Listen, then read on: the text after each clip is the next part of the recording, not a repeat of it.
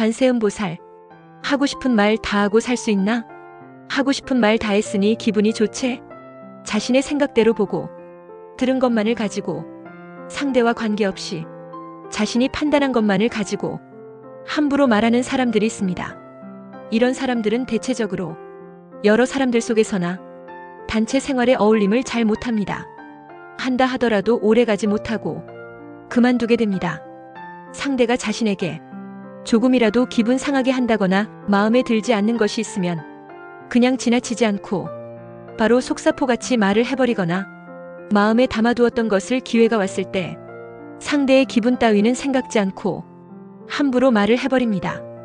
그러한 행동과 말은 이미 오래도록 마음에 걸려 있었고 담아두었던 생각을 입을 통해 혀를 함부로 놀린 탓입니다. 자신이 잘한 건지 못한 것인지 판단조차도 못합니다. 그 두 사이는 절대 함께할 수가 없는 사이가 되어버립니다.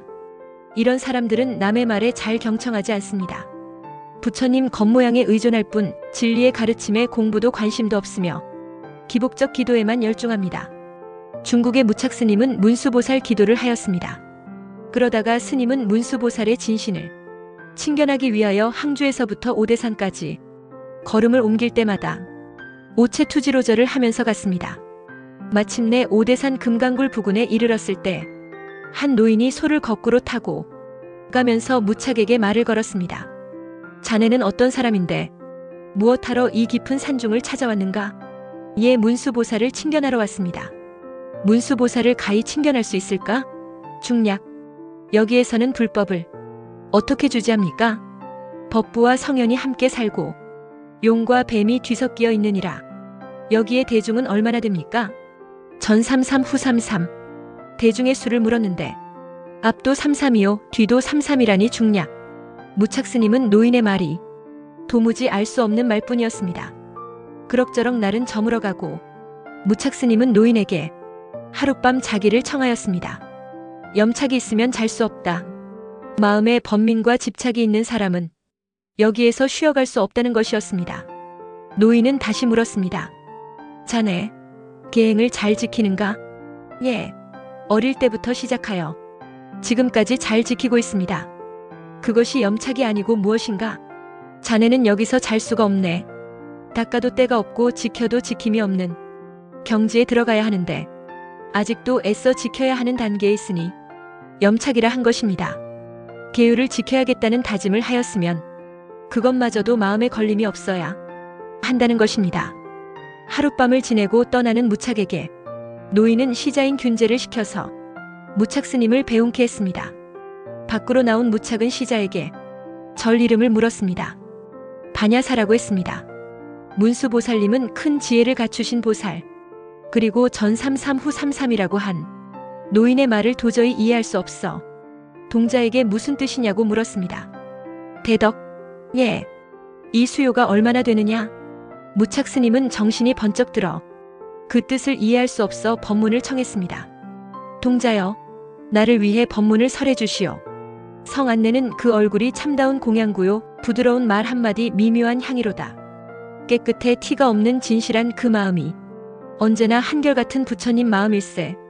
쓸데없는 생각 말고 부지런히 참선하라. 날마다 하루 종일 누굴 위해 바쁠 건가? 바쁜 중에 한가로운 소식을 알게 되면 한 그릇 연꽃이 끓는 물에 피리라. 문수보살 개송, 이 개송의 노랫소리를 듣는 순간 크게 깨달은 무착스님이 고개를 들어보니 동자도 노인도 절도 씻은 듯이 보이지 않았습니다. 무착스님은 오대산에서 돌아온 뒤 공과 색이 화합되도록 열심히 공부하여 도인이 되었습니다.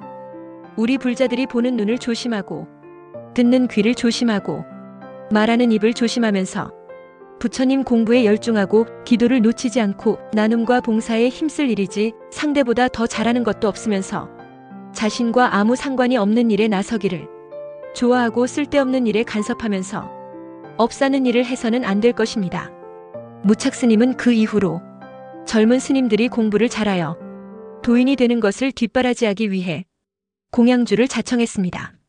하루는 큰 가마솥에다가 죽을 끓이는데 갑자기 솥에서 상서로운 광명이 나타나더니 문수보살이 연꽃처럼 피어올랐습니다. 그토록 바라고 그렸던 문수보살님이 나타난 것입니다. 이 광경을 지켜본 대중들이 절을 하면서 경탄하였지만 무착스님은 주걱으로 문수보살의 뺨을 후려치며 소리쳤습니다. 문수는 내 문수요, 무착은 내 무착이니라. 그러자 끓는 죽에서 방울방울로부터 백천만의 문수보살이 나와 허공을 가득 채웠고 무착스님은 닥치는 대로 주걱으로 내리쳤습니다. 이에 문수보살은 자취를 감추며 일러주었습니다. 내가 3대겁을 수행하였건만 오늘 노승의 혐의를 입고 돌아가는구나. 쓴 꼬두박은 뿌리까지 쓰고 단 참외는 꼭지까지 달도다. 오늘 이 법문은 음력 9월 초하루 기도를 마치고 좀 더 자세한 법문을 올리겠습니다. 불자 여러분, 상대의 잘하는 것만 보십시오. 자신은 상대보다 잘하는 것이 없으면서 남의 일에 함부로 나서면서 입을 가만히 있지 못하고 말을 함부로 하지 마십시오. 자신의 일도 아니면서 이러쿵저러쿵 구업되는 일 하지 마십시오. 자신의 일에 최선을 다하는 공덕을 닦고 복짓는 일에만 열중하십시오. 불자들이 죄를 짓는 일 중 가장 안 되는 것 중 하나가 구업입니다. 이런저런 일에 보지도 듣지도 말고 나만 잘하는 모습을 보이십시오. 진흙탕 속에서 피어나는 연꽃이 되십시오. 큰 지혜를 갖춘 문수보살로 피어날 것입니다. 나무관세음보살, 두 손 모읍니다.